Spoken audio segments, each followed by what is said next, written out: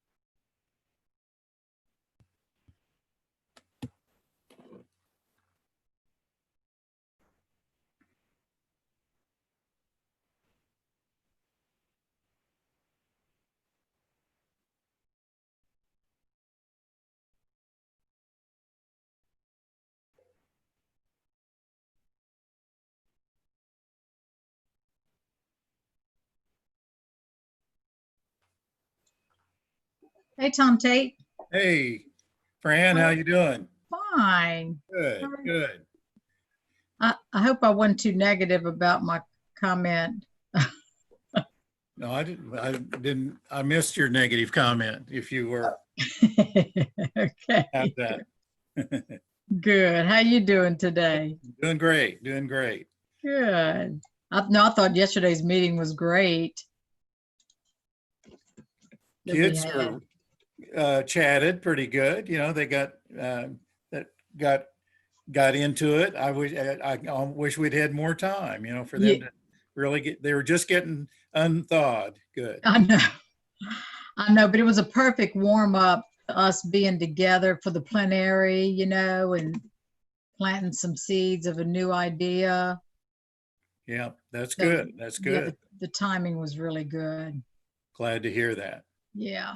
So thanks so much. I still need to meet with our 4-H here and try to understand what they want to happen. You know, if they want to grow this thing, because now we've grown it. Yeah, it's ready to launch. Yeah. It's really interesting that it is so timely with the aquaculture initiative, the potential for folding some of that together, Yeah. you know, Yeah. because they're just coming off of that food production, you know, you're one of the leading aquaculture states in the country, you know, and Yeah. really a major provider of some important food groups, and Yeah. it probably isn't fully taken advantage of in the communities within the state itself, you know, the way Right. it could be. Yeah. Yeah. So how are you today? How's your day going? Not bad. I've been out in the front with we had some folks from South Carolina that lit winter in South Carolina and summer and here in Maryland, and they just arrived, and so Oh. welcoming them back to Maryland, which is. Oh, nice. And tomorrow I'm going to be at the National 4-H Center, where I'll probably accidentally run into some people that will ask about what we were talking about yesterday. Oh, good. Convenient. But I'm going over there to help out with some preserving historic art. Of that building is full of old pictures of 4-H paintings that were done over a 75-year period, depicting youth programming, the artist's idea, you know, showing during World War II and the 50s and the 60s and the 70s and 80s. And so a lot of that art has to be inventoried and insured and properly protected. And Oh, so, yeah. so I volunteered to help out with that. Oh, nice. Do they need a little museum or? Yeah, they're basically going to, there's just not enough room for all of the people. Once we started preserving these historical pieces, people Right. started sending things in from, you know, that were Yeah. found in attics and, you know, in basements and so on. And so we have to come up with a system for processing it all in and securing it. There isn't enough Wow. wall space in the world, you know, to we want to have it kind of be in a lending library where if someone wanted to have a big exhibit sometime and they could borrow one and Oh, have it in yeah. their at their showcase or their national event and so on. Yeah, that's a whole effort there. So that doesn't make a lot of people a lot better, but it is preserving the history of the program basically, so Yeah. that so people don't forget about it. So we're taking these little photographs of all these paintings, and so I have gonna have a neat little art gallery on the internet, you know, so you can go look at them, you know, at your leisure from your own home. That's my Yeah. that's my goal, to make it available to everybody on the planet that wants to see it. Cool. Cool. Well, I hope everyone is well. I am actually on the road, so I am not going to try to facilitate today. So if somebody would be willing to kind of take that role, I would appreciate it. Thomas on the road. Well, I can, Mrs. Kelly can help facilitate. I don't know what agenda items we want to cover other than, you know, we have the team meeting coming up on Monday, and that will kind of be like the icebreaker session for the ESRI conference. And Tom has an agenda item that he'll want to cover. okay, I know we also had the piece that we wanted to do for Jim Kaler. I don't know if that's what Tom had, and also the Walmart Foundation proposal that Austin and Tom worked on. So those are the three things that I'm aware of. I think you've got him. Sweet. Good job, Kelly. Nice. I'm glad when I know kind of what's going on. All right, so why don't we go ahead, Tom, if you want to start and kind of bring us up to speed maybe on where things are at with the Walmart. Okay. Are we able to record this call? It is recording currently. It is being recorded, yes. Okay, thank you. Yep. Good afternoon, everyone. Good Tom afternoon. Tate. Great to be with you. And Austin, I see, is on the line as well. And Good afternoon. we'll do an abbreviated version, but it's basically this team over the last 5 years or so has been deeply involved in addressing the issue of health. And those of you that were involved in helping develop the maps about obesity, the obesity epidemic that Austin and some of the team members presented in San Diego at a plenary one year, and we got a lot of tremendous visibility out of that project, and all the different states participated in helping put those maps together, and a lot of terrific energy got us invited to the National Health Summit to share that. And then over the following years, or a year or two, the opiate epidemic kind of came onto the radar screen as the hot topic. And this team and the states that were involved in it put their labor together and did some wonderful visuals that in turn I think made a big splash and got us invited also to the Health Summit to share it and the other tools of the How Healthy is Your Community initiative. And Austin is now is appointed to a design team for the National 4-H at the National 4-H Center, and has had an opportunity to introduce a lot of ideas and brainstorming. And I'm going to kind of pass it to Austin to say that how he got approached and how it's led to the development of our team being considered. Would we, given all the leadership that we provided in the building the health capacity of 4-H over the last 4 or 5 years, be willing to take on a new topic? And Austin, if you okay with taking it from here and kind of share that idea?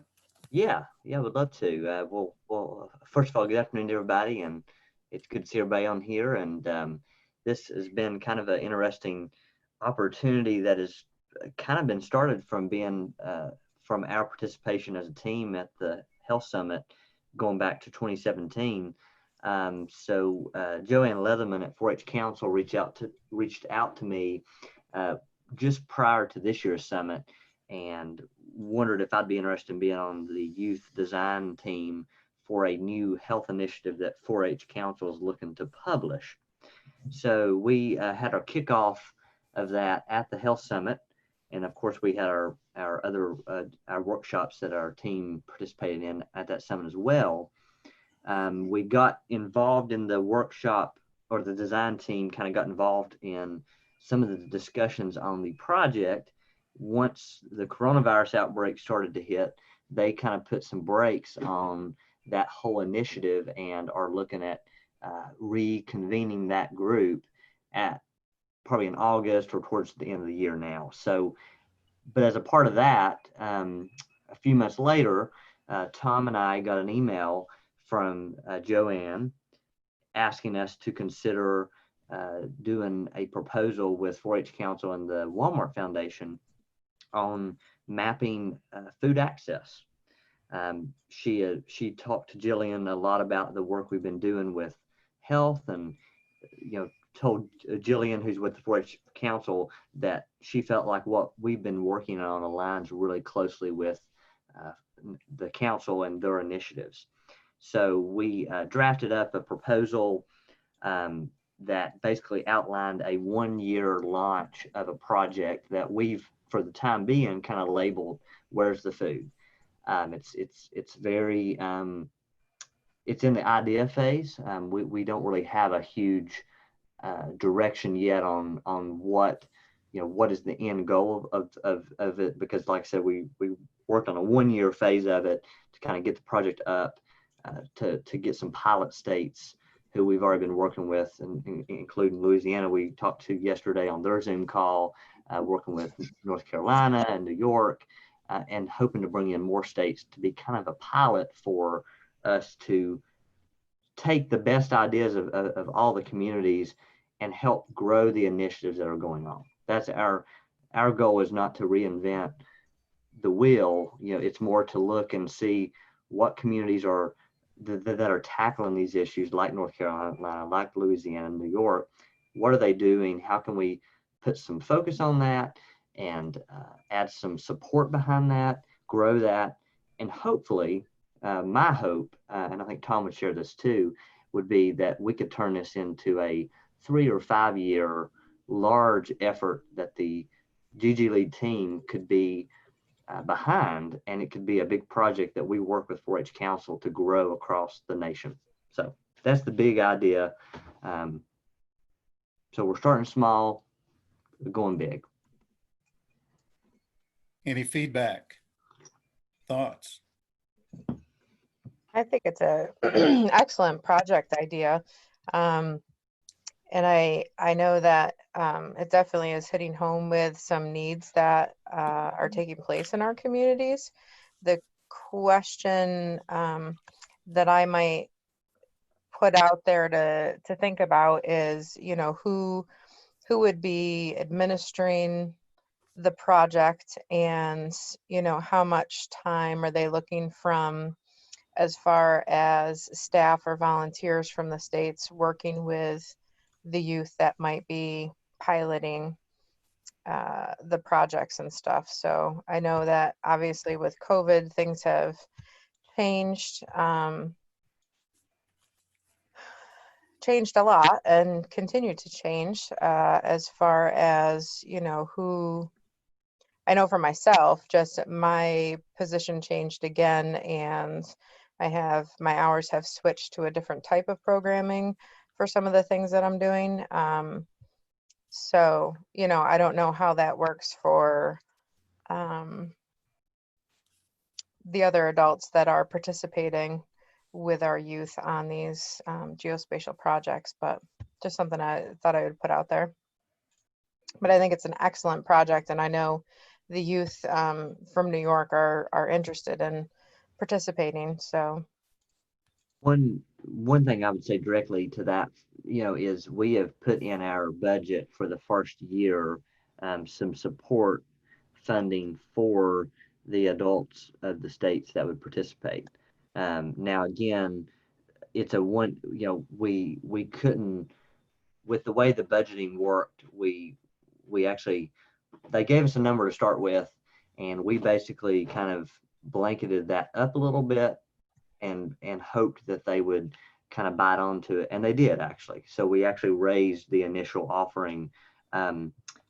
So right now we're at the $25,000 mark with the first year of funding. Now that is to cover some staff support, that's to cover some travel to some of the events like the Health Summit, as well as a little bit of, or not just a little bit, but some funds appropriated for development of some virtual stuff. So we really wanted to have a little bit of funding to develop some, kind of like what we developed with our Health Data Action website, some resources that states can utilize. But again, the hope is that if we can get enough participation with the first year and have some success behind this project, that 25,000 could easily turn into who knows where, because of the way that the foundation can appropriate for the next year. So we kind of call them at the end of right at the end of how they were budgeting this. So then so that's the goal, is to start small with the idea that if we can really develop some good work that is developing some success, there could be a bigger chunk available. Yeah, this is Esther. This is great because it's a project that probably will always have a need as 4-H moves forward. Excuse me. Are you finished, Esther? Yes, I am. I am. I had a question, Austin, or anyone. I know when we did the health data, we had kind of a base resource with the county rankings. Is there anything like that, or had they thought about, what the tools might look like at all? I mean, I know it's pretty early on, but is there a resource or a support either in technology? Well, obviously there is financially, but in the technology, did they talk about anything specific? No, Charles, this is Tom. No, we didn't talk about anything specific, but we have been behind the scenes doing a lot of digging and research, and you may or may not recall or may not have been involved in the food deserts databases that USDA developed over the last several years, which actually takes all of the 60,000 census tracts data and identifies where the food deserts are based on criteria the Economic Research Service of the U.S. Department of Agriculture developed that database, and it exists, and you can actually go look at it if you like to, but it's kind of like the beginning piece of where our health ranking factors data that we've been able to make use of pretty heavily over the last 3 or 4 years. There's some there is real data that exists that shows targeted counties of high need. So it isn't like we're having to start totally from scratch Well, you also mentioned even the health rankings itself have food location and Absolutely. availability data. Yeah, yeah, yeah. So that might even still be one of the bases. So we're Exactly. talking about, taking a lot of, the project would be about finding all these different data sources and bringing them together as we always have, and then there might be, I know that Thomas Ray himself, Thomas and I talked Saturday, and he gave me a little better understanding of the terrific work that they're doing in Wake County. And they have built this amazing network of local food service providers in their county that are like um, filling stations and apartments and churches, and they've built a whole new network of food distribution to deal with the shortcomings of the existing food system during the opiate epidemic. And they're busy mapping all of that. So North Carolina and Wake County and Thomas and the fine work that they're doing really have got some terrific models for us to consider for, that the other pilot test states might take some of those North Carolina models and the model work that Fran and Bib have found down in Baton Rouge. They've got some partners down there that they're going to be exploring some ideas with, and they have some draft candidates that could be considered. And so I think the first year of this project would be about bringing, inventing, the new model that would work. And are those, if Tennessee and Louisiana and North Carolina and whoever else is on our team might like to join in the pilot test effort, that we'd have all these different sets of data that our youth would be learning together with the adults, about how this comes together and becomes a national model that would be worthy of copying and advancing better access to food in every county in the United States. Did that help, Charles? Yes, yeah, that's there's a lot of potential. That's a big question, and so is Kelly's. And I want to just mention, I just found out recently working on another project that, for instance, in Iowa, all of our public health people send all this data to the state, but hardly any of them keep that data to map themselves. So when they found out they could be mapping their data, we started talking about that. And I'll bet you a lot of counties would love 4-Hers to come in and show them how to do some mapping. Because unless the state maps that data, they don't have it. They have the data in a spreadsheet, but they've never mapped it. So they were excited to learn that that's something they could do. That's terrific, Debbie. Thank you. And that would be a great way for 4-H youth to get involved at the local level with their local public health departments, and then a larger regional, and then finally move it up to the state level. Because when you guys started talking about that, it's like, yeah, the current team could do it, no problem. But how do we really expand it to go beyond the states of the current leadership team? Yeah, and Esther, that's really a terrific point. And one of the paragraphs in our proposal is that Austin and I, it's just a rough draft idea, so that we maintain the interest of the 4-H Council. And they said, well, how would you take this to scale? And we said, well, we have great experience with meeting with dozens of states every year annually at the National Health Summit and advancing them into using the health county ranking factor data. And they go back home and put into place action plans and do all kinds of amazing work that they learn. So we could use that same model, for taking this project to scale through the National Youth Health Summit, be it face-to-face or as it might be in 2021, it might become a virtual, as the ESRI meeting is going to be virtual this year. The Health Summit this coming February might turn out to be a virtual Health Summit as well. But that would be how to take this to scale, and introduce the test models to some counties who'd be willing to join us and grow the program out through that Health Summit outreach program. Did that make sense? Sounds good. Yeah, Diane, is that something that would work for Nevada, you think? A way to get civically engaged too. Like, my heavens, you know, you talk about working with your local, our county health district. I just think that would be great. I love the idea.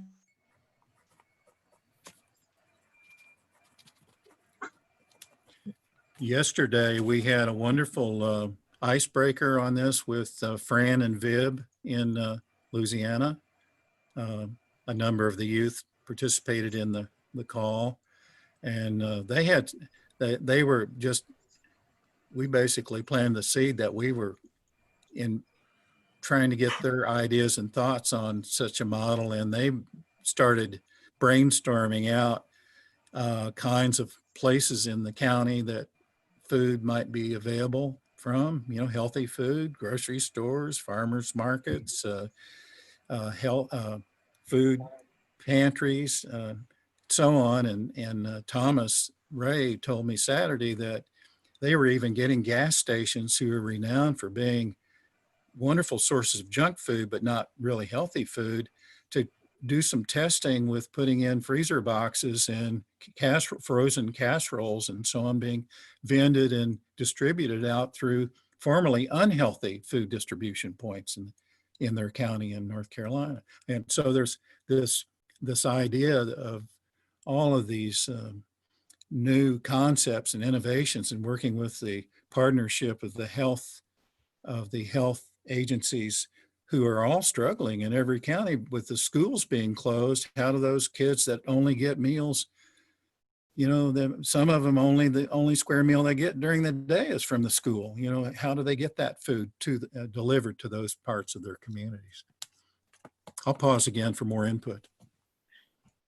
This is Esther. So I think that you probably just hit on one of the things that I'm concerned about is how do, and I'm sure Austin and Tom have thought about this, as you move through this project, how can we make sure that the data is always kept up to date?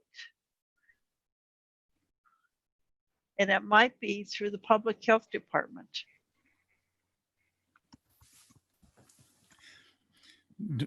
Yes, it would. Certainly they would. It's in their mission in their community that they should be doing that. Whether or not they do it is another question. But during the opiate epidemic, what we learned, one of the major constraints was the lack of housing for people recovering during when they're trying to break their bad habits. And the fire department was the partner who, lo and behold, has the list of every address of every facility in their service area. And in addition, they have fields of data called function and purpose, and whether there's water there and whether there's gas and electricity, and is food produced or consumed or stored. So the fire department, amazingly enough, has a very extensive inventory of what the food system is. And a lot of people don't think about the fire department as a place you'd go to find out where to go get food, but that they could tell you if that was part of their mission. It isn't, but we could, you know, the youth could partner with the fire department and get the database locally. Sorry, I'm getting one of the things that I'm thinking of if we're embarking on something new like this is, how do we identify what impact we've had on whatever we might do? That's a tough one, because even with the health mapping and stuff like that, we provided resources and workshops and things like that. But how can we tell what difference that's made? You know, answering the so what question. I think that's what public health would like to know with a lot of these issues. But I just want to reiterate that, yes, I think if we got public health counties and regions using the mapping thing, they would have the personnel that keeps it up to date. because once they learn how to do it, definitely, I believe they would keep doing it. Esther put me in touch with some pretty good people at Lynn County in Iowa, and they have an awesome thing, and they keep all of theirs up to date since they developed this. So I think if we could get more people to see the possibilities and have some assistance, especially from young people, I think that they would be able to, after the fact, be able to keep updating every year, because that's one of the things that I've been asked to do, is show them how it could be sustainable through their different organizations.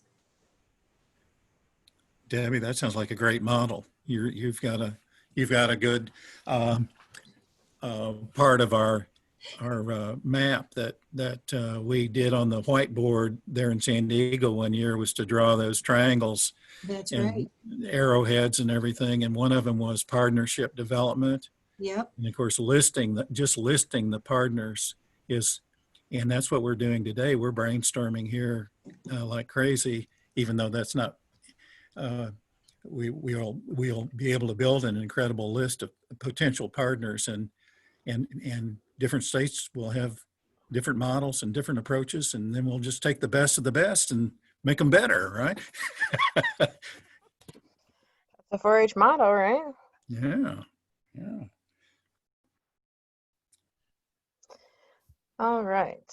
So anything, Austin and Tom, you guys said you would hear back about your proposal in August, was it?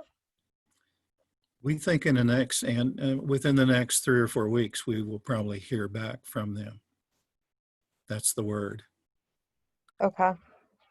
And they were said, we think that this is a fraction of the amount of financial resources that could be made available for this effort. Okay. So it's like this is they're just encouraging us to really give every consideration to it if the members of our team are interested in participating. And I guess our big challenge is will our state organizations and will our youth be interested in engaging the project too? That's. Yeah. And, Well, I think when you guys talked about it on the June call with everybody, it seemed like, there was interest from the youth that were on that call. So I think that at least for the current membership, that's definitely a good thing. It's, then how do we spread that out after you pilot it, and get more states involved and stuff. mm-hmm. So. And we have a little teeny tiny amount of money for a little supplemental for, we wrote it in the budget at least that we needed not a full-time person in every state, but we needed a quarter of a time or half-time person to provide, from 2 or 3 pilot sites to provide leadership to this. So hopefully there'd be some, if we get favorable consideration from the foundation, we'll have a little bit that we can maybe help supplement somebody's annual,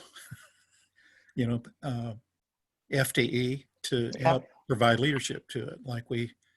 I don't think we've ever had any resources to do any of that before, and that would be nice to be able to help in that way.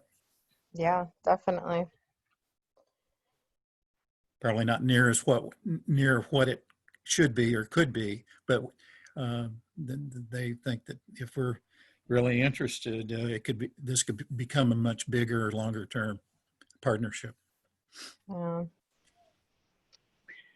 And I'm just wondering, instead of asking yet another extension staff person to put on yet another hat, if there's an AmeriCorps opportunity here, that maybe one of the extension staff could supervise an AmeriCorps person to really do the organization and kind of the cat herding.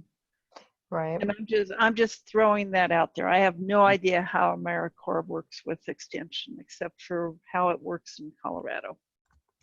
So it makes me think of the interns that we have working, but the interns are such short-term experiences that probably wouldn't fit something like this. Right. And I think the AmeriCorps stuff is a great idea because I think they have like a year-long appointment to a project. So I think that, you know, would be something that would be cool, especially for like a pilot type thing. Although, you know, we see here when we say this, I'm not sure what conversations Austin and Tom have had, but maybe this is something that, you know, Austin's looking to have some job security with and to take on the coordination True. of it and stuff too. So, you know, that's kind of one of the thoughts that had passed through my head. I know, Austin, you've got a lot of different things that you got your toes dipped into, but, you know, you've been an integral part of the program for so many years and really have a good idea of how it's all been brought together. That, you know, that was the first thing that popped in my head, but AmeriCorps would be a good idea too.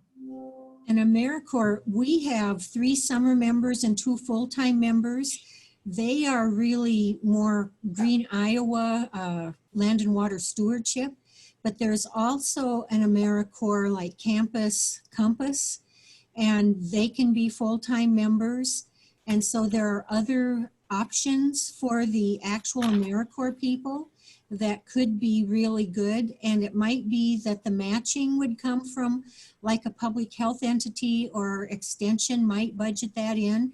I would say that maybe extension wouldn't want to do that, but AmeriCorps, for whatever it is that the match, can get somebody for a year for almost next to nothing.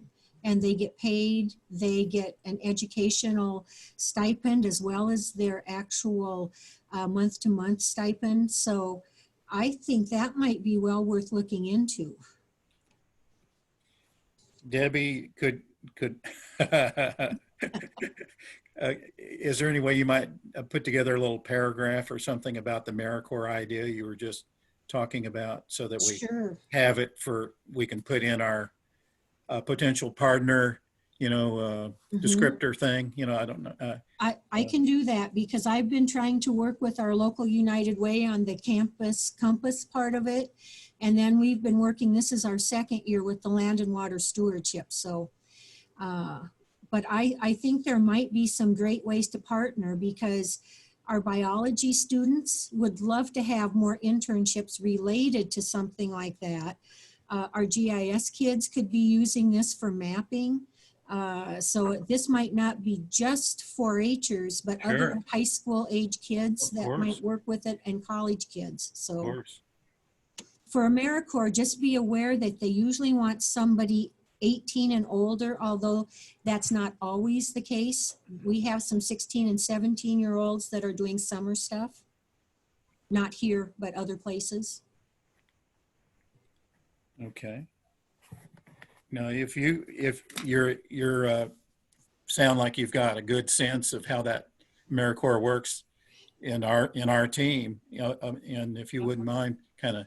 Nope, I'll put together something. When do you want it by? You need to give me a deadline. July 10th. All right, you'll have it. Because I don't know when we're going to hear from them, but Yeah. they'll, assuming we have a positive feedback, they'll be asking for some other things, and also the public health component. I heard several people talk about potential partnership with public health. Does anyone on the call currently have a good working relationship with their public health department in their county? No. You know, Tom, that here, you know, I'm technically Wake County Human Services, and so that's our public health. That's our all wrapped up in one system, and so our cooperative extension and human services come together in terms of 4-H. So Good. yeah, we're kind of integrated with public health. Good. Well, may I ask a favor? Thomas, would you be willing to put a little paragraph together on how the public health department is a potential partner in this mix of this project? Sure. Great. And of course, the extension service, that's intuitively obvious, but still we need a paragraph. Is there anyone on the call that might feel comfortable in uh, describing the role of the cooperative extension service? Like is the FNEP program, is this, does FNEP presence in our underserved communities still play a potential role in servicing this? Yep. Yes. And is there anyone that might be able to generate a good paragraph about how because there's a nutrition education component to this that we didn't talk much about. We're just talking about the mapping, but where the sites or how you access nutrition education is supposed to be a part of this program as well that we hadn't even talked about. Not just where do you get food, but where do you get information about good, reliable information about food. Anyone that might have a good paragraph on that in mind? Let's see, unfortunately, I don't. I know that we have a nutrition department that works with FNEP and SNAP education and stuff, but I don't have a working knowledge of everything that they're doing and connections and stuff like that. It might be a matter of just asking questions. We have a regional nutrition educator. I wouldn't even know, what to write up in terms of what this project needs might encompass. But maybe if I asked her, what would the needs be as it relates to data, mapping information, maybe there'd be an idea. I'm not sure. We've lost our nutrition program. Charles, would you mind taking that on as a little task, a paragraph? I'll ask. Yeah, I mean, I'll look into it. Yes. Okay. And by the time, seriously, the first week in July, we should be able to have. Great. And this is Debbie, and I can ask both our local extension, which now has like nutritionists for a region instead of for each county. And then our public health have nutritionists too. So I could ask about that for both sides. That would be great. That would be great. This is Diana. I can ask as well. We usually don't hear from that section unless we're doing like programming that's similar to theirs. We'll get an email that says, hey, stop doing what we're doing. But this might be a good opportunity for us to actually work with them. So I'll see what I can find out. Yeah, that would be great. That'd be wonderful, Diana. Thank you. All right. Well, that's kind of a starting, a good start on the partnerships, that we think about. And of course, I was thinking of this fire department because they have these existing lists of extensive list of addresses of all the entities in a community that they serve by function. If it's food or it's repairing automobiles or whatever it is, they have those descriptors in there, and that would be a interesting.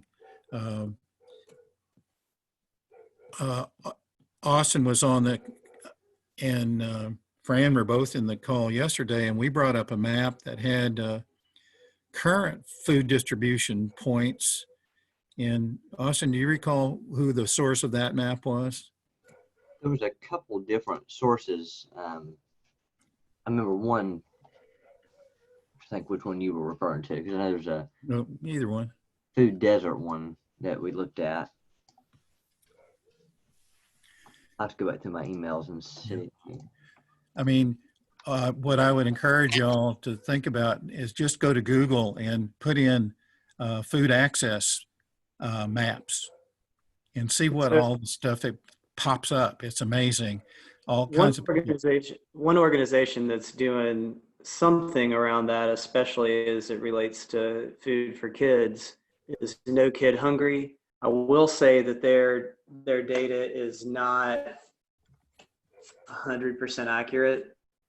but it's something. They have some models worth considering, I guess, hey? Even though their data points may not be all up to date, but some of their concepts are very interesting, right? Yes. I mean, Thomas, what you told me about yesterday of that filling station network there in Wake County that's becoming a distribution system for healthy food. That was so exciting. I haven't stopped. It is pretty exciting.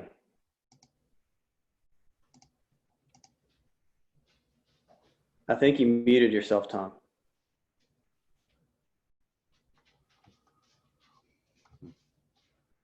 Rob? We are in the brainstorming phase of this, and there's no bad suggestions at this point in time.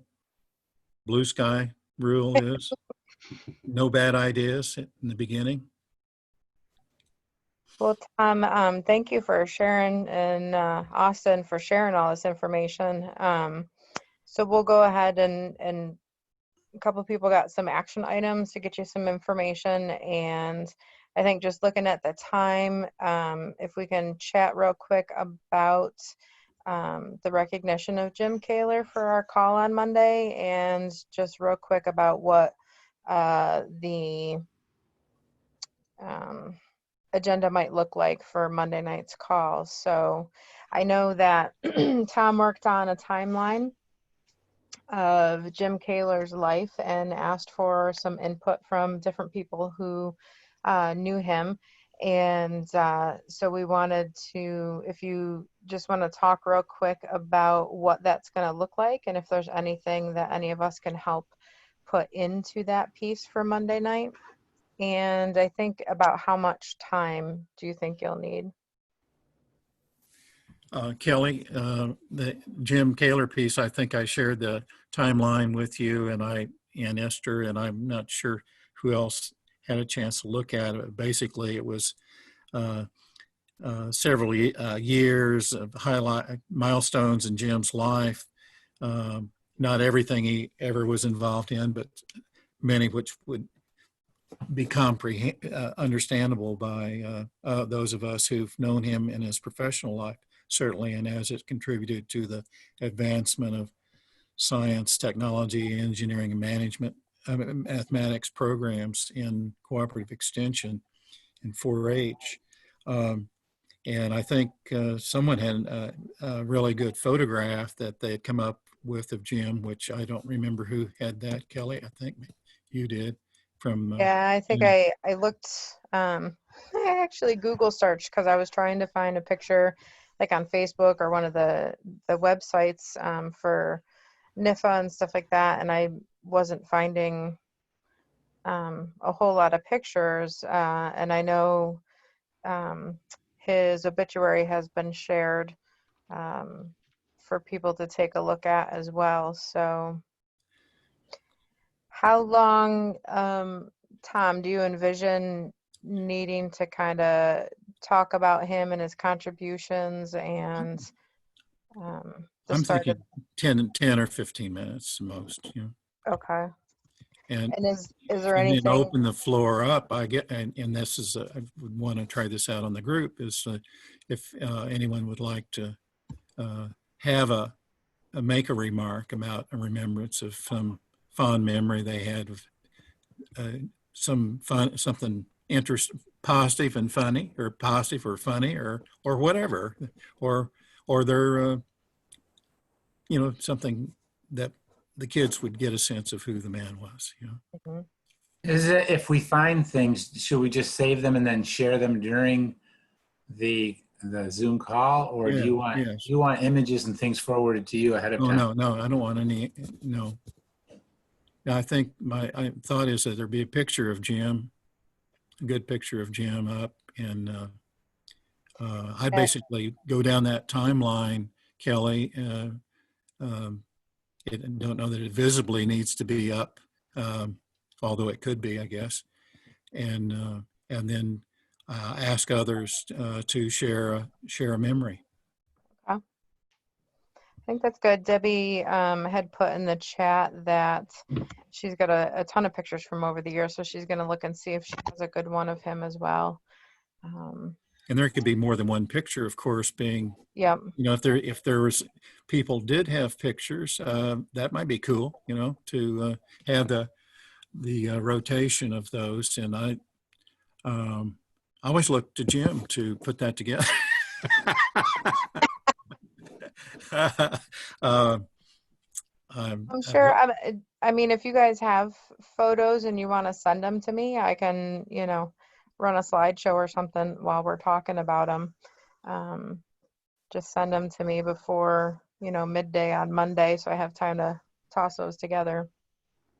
I'll take a quick run through. All the photos that I would have would probably be working with him while we were in San Diego, doing the projects and things out there, Kelly. Okay. I'll look. Yeah. Mine are more when we did the Tech Wizards conferences and stuff at the That's National good. Center. But That's good.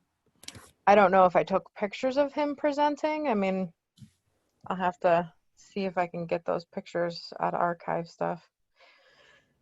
All right. I mean, if we had one or many, that either way it works, you know. Yep. Yep. Especially just so the kids can get to know him. Not everybody saw him on calls that we had or newer to the group and hadn't met him. So, but thank you, Tom, for pulling that together, Sure. and Fran for bringing it up, and Esther for contributing. And all right, so the last thing, I know I got to jump off real quick here, but the last thing is just talking about the call for Monday. And if anybody remembers who, I thought somebody said that they were going to help facilitate Monday's meeting.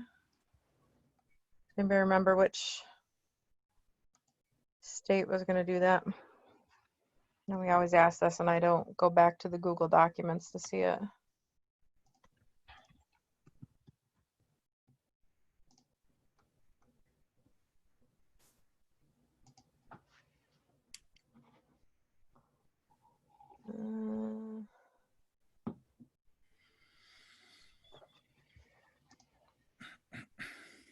All right, so I'm not seeing it right off the top of my head. June monthly meeting. That may have been, that's the agenda. It has the notes on there.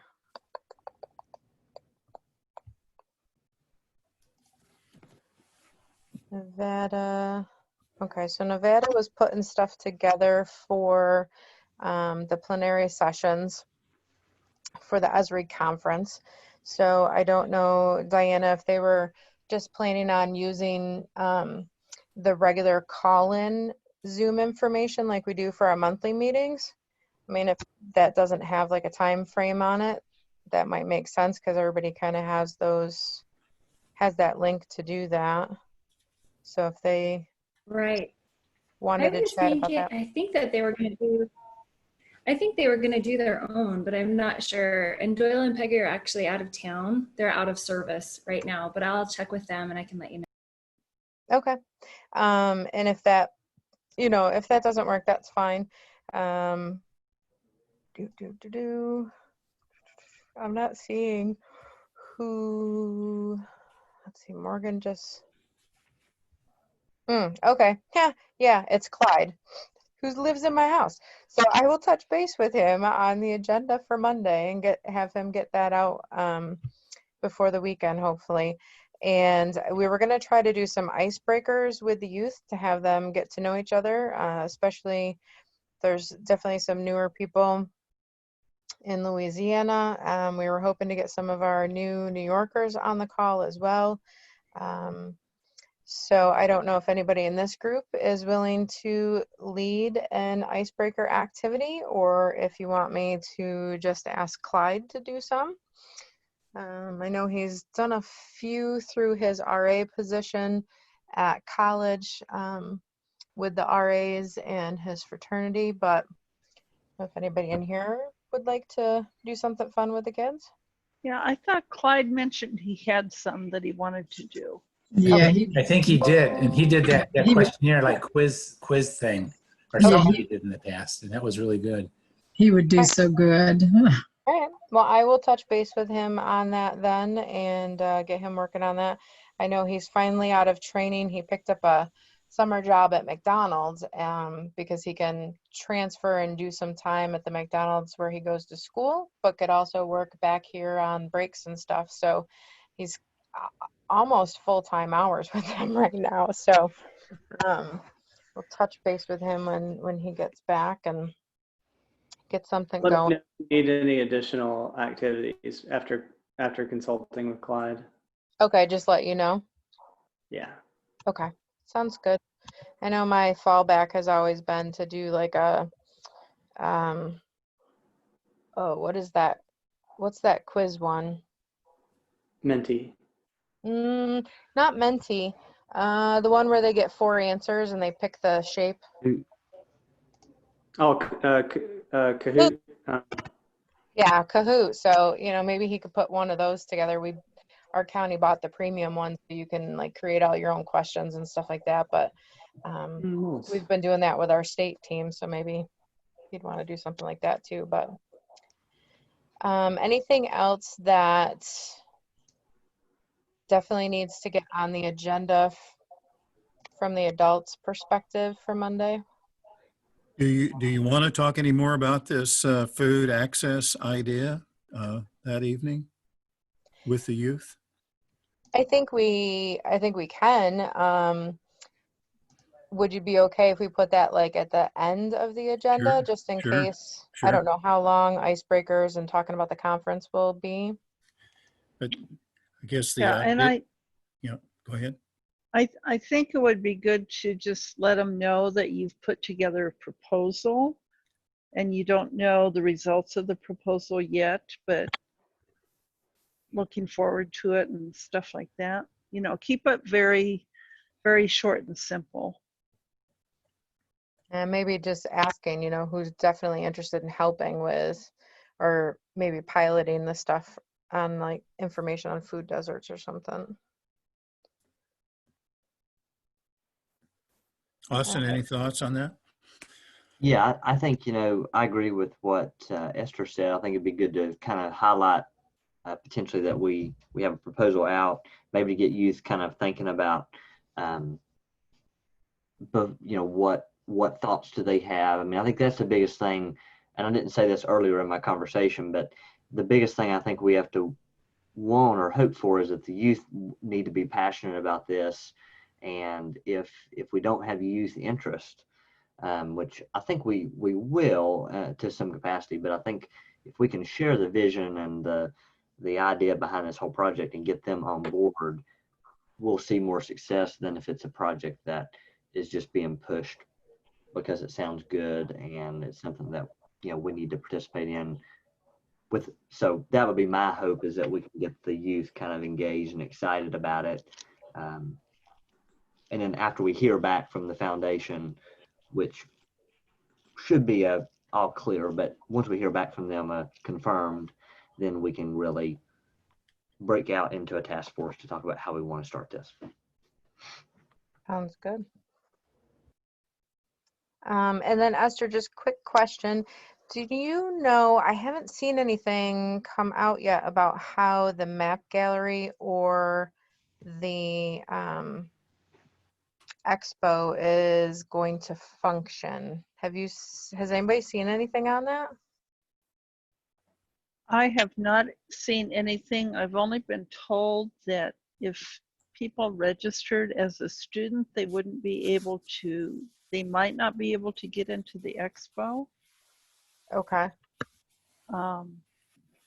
So you might want to check with your youth and see if they registered as a student or using your customer number. If they used a customer number, they should have all access. Okay. I know New York is set with all access, but just. Yeah. But it sounds like there's a ton of exhibitors, many more exhibitors than we expected. Cool. I'm excited to see how it all is going to work. Right. And one thing you might do is something you've always done in the past is, you know, what kind of questions do you, or what kind of conversation do you have with an exhibitor? Okay. So you can add that on And there. it's that little elevator speech as well about describing their own interest. Mhm. Okay. The 15-second version of their elevator speech.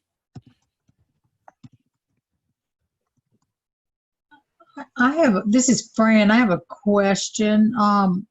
For the plenary and the conference, are we still planning on getting together that Friday night, the 10th, and then again on the 13th? Or because we had talked about the 10th. I thought that was changed to the 6th. Yeah, my understanding was because we had our state call or our national call this coming Monday that we were just going to do it then. Oh, okay. Okay. So the team's meeting on the 6th and then on the 13th for the plenary. Yep. Okay. All right. All right. Anything else?